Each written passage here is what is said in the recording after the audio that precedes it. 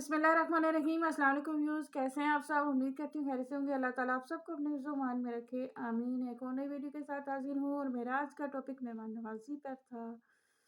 मेहमान जो आपके घर पे आता है वो भाई से बरकत है। मेहमान जो आपके घर पे आता है वो अपना रिस्क लेके आता है और मेहमान के आने पर कभी घबराए नहीं।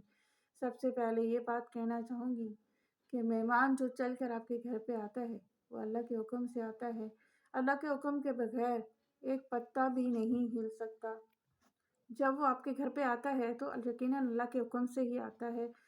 सबसे पहले मैं आपसे ये कहूँगी कि जब आपका मेहमान आपके घर पे आता है, दरवाज़े पे उसका वेलकम करने के बजाय आप ये ना कहें कि आपने हमें फ़ोन नहीं किया, आपने बताया नहीं, हम आपके लिए कुछ अच्छा बनाते, कुछ ख़ास बनाते।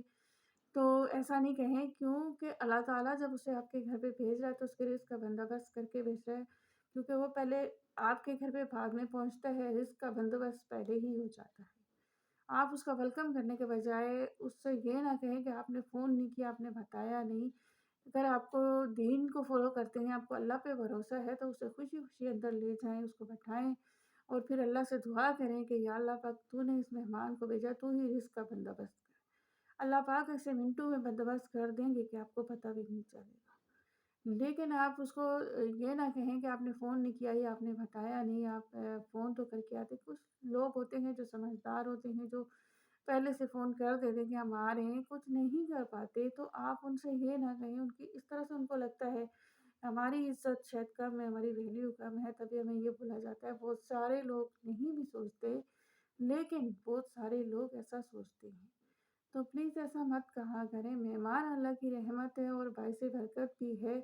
तो वो अपना रिस्क लेकर आपके घर पे आया है, आपके घर से कुछ खाने नहीं आया, अपना नसीब खाने आया है। अल्लाह ताला ने उसके इस नसीब में क्या लिखा है ये आप अल्लाह ही जानता है कि कुछ कहाँ से क्या बंदोबस्त हो गया, क्या पता अल्लाह ताला ने चाय का एक कप उसके नसीब में लिखा है या कोई खाने की प्लेट लिखी है।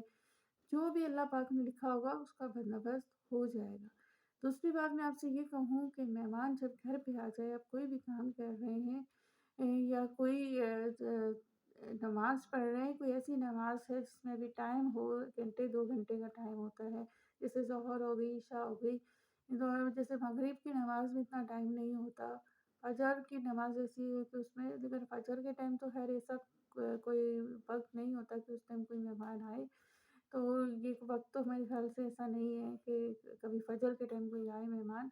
लेकिन ज़ोहर का टाइम ऐसा है, तो आप अगर मसल्ले पे बैठे हुए तो प्लीज़ आप थोड़ा जल्दी उठ जाएँ या थोड़ी देर के लिए उसको छोड़ दें कि तब पहले वेलकम कर लें मेहमान का।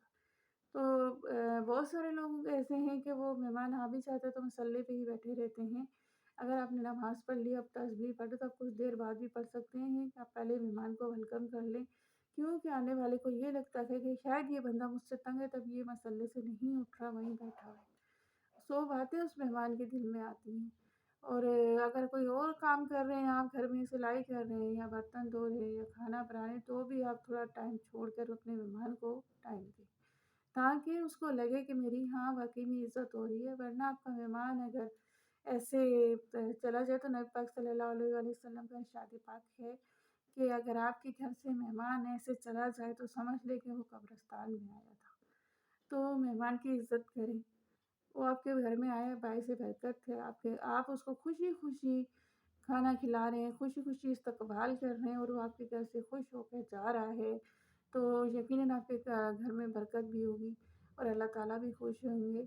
हज़रत मूसा अलैहिस्सलाम ने अल्लाह ताला से पूछा कि अल्लाह ताला आप कब खुश होते हैं?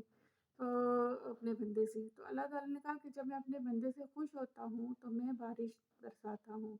तो हज़रत मूसा ने दोबारा यही मतलब सवाल किया कि आप कब खुश होते हैं अपने बंदे से? तो उन्होंने दोबारा से कहा कि जब मैं बहुत ज़्यादा खुश होता हूँ, तो अपने बंदे के लिए नेमतें अता कर देता हूँ। बहुत सारी मतलब अचानक से मैं उसको भेजता हूँ।